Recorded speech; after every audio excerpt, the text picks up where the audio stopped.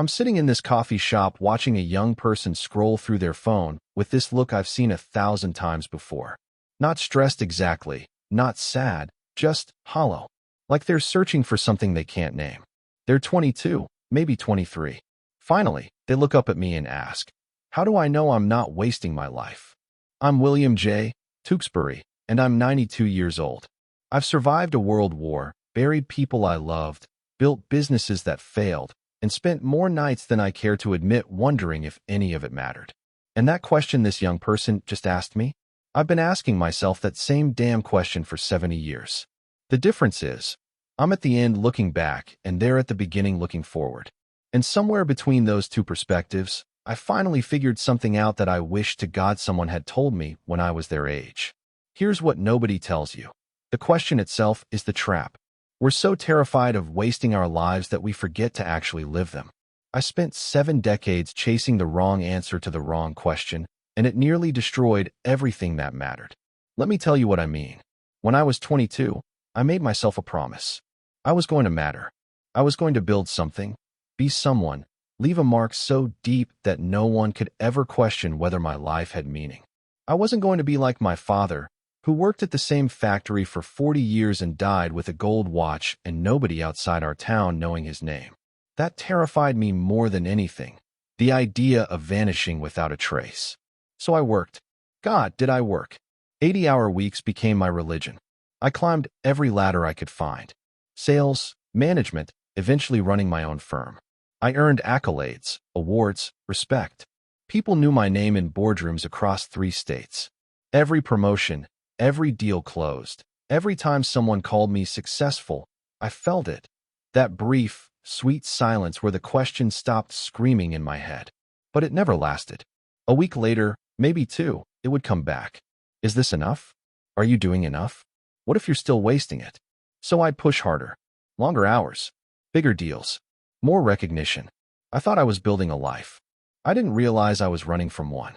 By my 30s, I barely knew my wife's middle name, but I could recite quarterly projections in my sleep. I missed birthdays, anniversaries, quiet Tuesday evenings that I told myself didn't matter because they weren't productive. I was so convinced that the antidote to wasting my life was accomplishment that I turned my entire existence into a performance review. And the sickest part? It worked. For a while, it actually worked. I became exactly what I wanted to be: successful, respected, significant. People looked at me and saw someone who hadn't wasted a damn thing.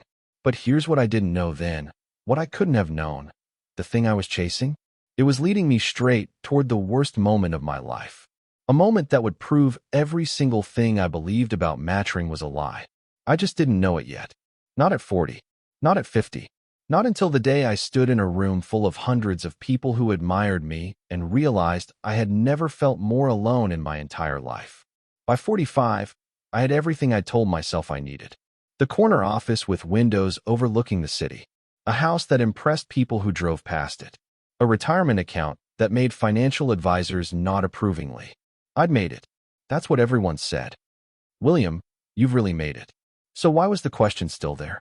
I'd wake up at 3 a.m., heart pounding, sheets soaked, and it would be waiting for me in the dark. Are you wasting your life? I'd achieved more than my father ever dreamed of. More than most people in my hometown would achieve in 3 lifetimes. But the silence I'd been chasing, the peace that was supposed to come with success, it never arrived. I thought I knew why. I hadn't done enough yet. The finish line kept moving, but that just meant I hadn't reached the real one. So I pushed harder, expanded the business into 2 more states, took on consulting work that kept me traveling 4 days a week, joined boards, gave speeches, collected titles like they were oxygen. My wife would ask when I'd be home for dinner. I'd say, soon, once this project wraps up. But there was always another project. Always another mountain that I convinced myself would finally be tall enough. I remember sitting in a hotel room in Dallas on our 20th anniversary. I'd promised her I'd be home. I'd promised. But there was a deal closing, and I told myself she'd understand. This one mattered. This one would finally prove I hadn't wasted anything. I called her from that hotel room, heard the disappointment she tried to hide, and you know what I felt? Relief. Because work made sense. Work had metrics, outcomes, proof. Marriage? Presents? Those were vague, unmeasurable. How do you know if you're doing them right? What I didn't understand then, what I couldn't see, was that I was trying to answer a question of the soul with achievements of the world. It's like trying to cure loneliness by buying a bigger house. The category error should have been obvious, but I was too busy to notice. I was too busy to notice a lot of things. Like how my wife had stopped asking when I'd be home. Like how she'd started sleeping on her side of the bed like I wasn't even there. I didn't notice until the morning I woke up, and she was gone forever. She died on a Tuesday. Heart attack. No warning. She was 59 years old and gone before the ambulance arrived. I was in a meeting 3 states away when I got the call. I remember thinking, even in that moment, I should have been home. Not out of love. I mean, yes, love, but out of optimization. Like I'd miscalculated. Made the wrong strategic choice. The funeral was on Saturday. The church was packed. Standing room only. And you know who showed up? Everyone from my world. Business partners. Clients. Board members. People who knew my quarterly earnings better than they knew my wife's favorite flower. They kept coming up to me, shaking my hand, saying things like, "William, I'm so sorry. She must have been so proud of everything you accomplished." And I stood there in my $1,000 suit, surrounded by 300 people, and felt absolutely nothing. Just this vast, echoing emptiness. I looked around that church and realized something that made me want to scream. These people weren't here for her. They were here for me. For William J. Tewksbury, the successful businessman. They'd never known her. I'd never let them know her. I was too busy building a resume to build a life with her. And the worst part, the part that still wakes me up at night 3 decades later, is that I'd wasted our marriage by trying not to waste it. Every dinner I missed, because this opportunity only comes once. Every conversation I cut short because I was optimizing my time. Every anniversary I postponed because the real celebration would come once I'd really made it. I treated our life together like it was the opening act to some grand finale that never came. Like she was part of the journey to significance rather than the significance itself. Standing there at her funeral, shaking hands with people who admired my accomplishments, I finally understood what I'd done. I'd spent 40 years asking, am I wasting my life, while actively wasting the only life that mattered, the one I could have built with her. The irony was so brutal it should have killed me right there. But I didn't die. I had to go home, to our house, to our bedroom, and that's where I found it, tucked in her nightstand drawer, an envelope with my name on it in her handwriting. Inside was a letter she'd written years ago but never sent. And when I read the first line, my entire world shattered into pieces I'm still trying to put back together. 3 months after the funeral, I was still wandering through my days like a ghost. I'd sold the business. Didn't need the money, didn't need the distraction anymore. Mostly I just sat in that empty house, trying to figure out how to exist. One Tuesday morning, I went to the community center because I couldn't stand the silence anymore. That's where I met Earl. He was mopping the hallway, maybe 70 years old, humming something I didn't recognize. And here's what stopped me cold. He looked peaceful, not happy in some fake, plastered-on way. Just settled, like he'd made peace with something I was still at war with. I watched him work for a few minutes, and he noticed. "Morning," he said, like we were old friends. "You look like a man carrying something heavy." I don't know why I told him. Maybe because he was a stranger. Maybe because I had nothing left to lose. But I told him everything. The business, the achievements, my wife, the letter, the question that had haunted me for 70 years. He listened without interrupting. When I finished, he leaned on his mop and said, "So you spent your whole life terrified you were wasting it?" "Yes. And now you think you did?" "I know I did." He was quiet for a long moment. Then he asked, "You know what I do?" "You're a janitor." "For 42 years. Same building. Same floors. Same bathrooms." He smiled. "Never built an empire. Never changed the world. Never had my name on anything but a time card." I didn't know what to say to that. So I asked the question that felt obvious. "Don't you ever worry you wasted your potential?" Earl looked at me like I'd just asked if water was wet. Potential for what? For more. For something bigger. Something that mattered. He set down his mop, and his eyes got serious in a way that made my chest tight. "William, I've lived. I've loved. I've been here for every single day of my life. I knew my wife's laugh so well I could hear it in other rooms. I taught my daughter to ride a bike and didn't miss it because of a meeting. I've had 1,000 conversations with people in this building, really listened to them, and some of them still write me letters about it. He paused. That's the whole point. Not potential, not more. Just being here for the life you're actually living. I felt something crack open inside me. But how do you know that's enough? Earl picked up his mop again. You're still asking the wrong question, friend. It's not about whether it's enough. It's about whether you were actually there for it. I stood in that hallway for 20 minutes after he walked away, and I realized something terrifying. I had spent 70 years optimizing for a destination, and Earl had spent 70 years living the journey. And now I had maybe 20 years left, if I was lucky. The question was, could I unlearn 7 decades of programming before I ran out of time? I started small because I didn't trust myself with anything bigger. Every morning, I'd wake up and instead of asking, what am I going to accomplish today? I'd ask, am I here? 3 words. That's it.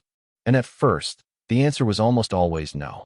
My mind was everywhere, replaying the past, anxious about the future, calculating, measuring, optimizing.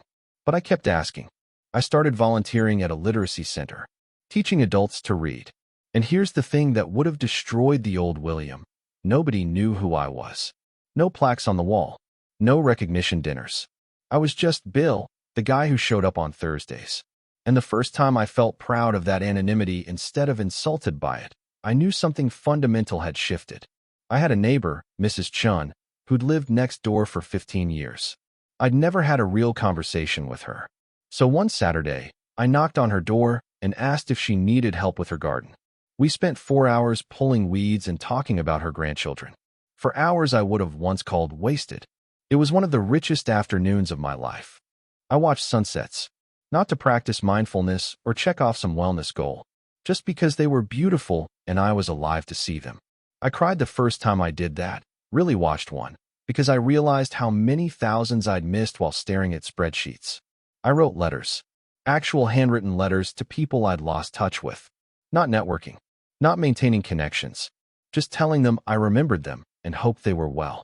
One guy wrote back, William, in 30 years of knowing you, this is the first time you've asked about my life without an agenda. It means more than you know. The old me would have been offended. The new me understood it was the truest compliment I'd ever received. I learned my barista's name, had long conversations with strangers in waiting rooms, sat with my granddaughter and listened, really listened, without planning what wisdom I'd dispense. I stopped treating every moment like a transaction and started treating it like what it actually was.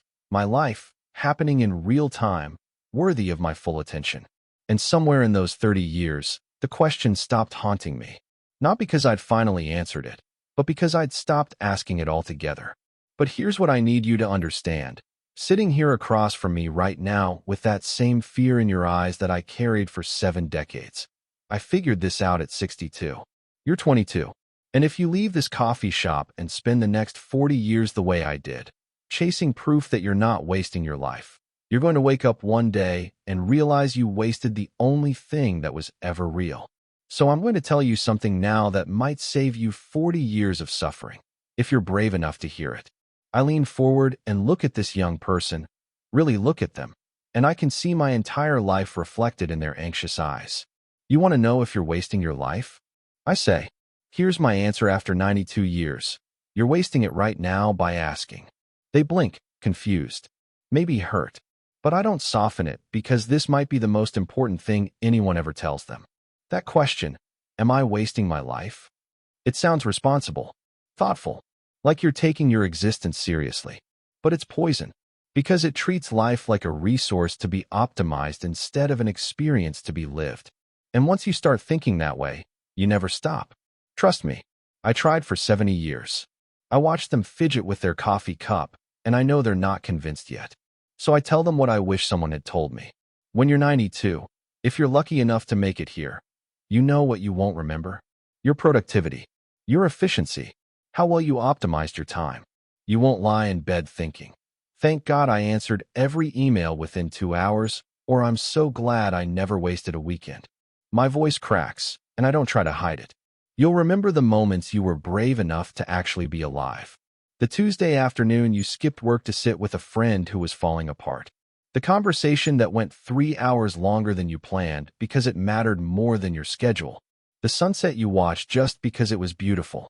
The time you were fully present with someone you loved instead of mentally drafting tomorrow's to-do list. They're listening now. Really listening. Here's what nobody tells you about that question you're asking. It's not actually about wasting your life. It's about fear. You're terrified that your life won't count, won't matter, won't be significant enough. So you turn your existence into a performance review. But life isn't a test you pass or fail. It's not a resource you spend wisely or poorly. It's a series of moments, and you're either in them or you're not. I pause, letting that settle. My wife tried to tell me this. She said, "William, you won't answer whether you're living by doing more. You answer it by being here." I didn't listen until she was gone. Don't make my mistake. I can see tears forming in their eyes now, and I know I'm getting through. So here's the real question, the only question that ever mattered. Are you actually here? Right now? In this moment? In this conversation? In this life you're living? Or are you so busy asking if it's enough that you're missing the fact that it's happening? I stand up slowly, my joints reminding me of every one of my 92 years. I reach out and place my hand on their shoulder.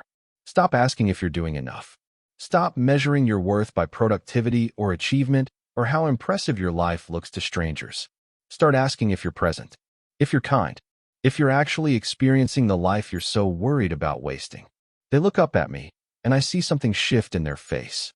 Not resolution, it's too soon for that.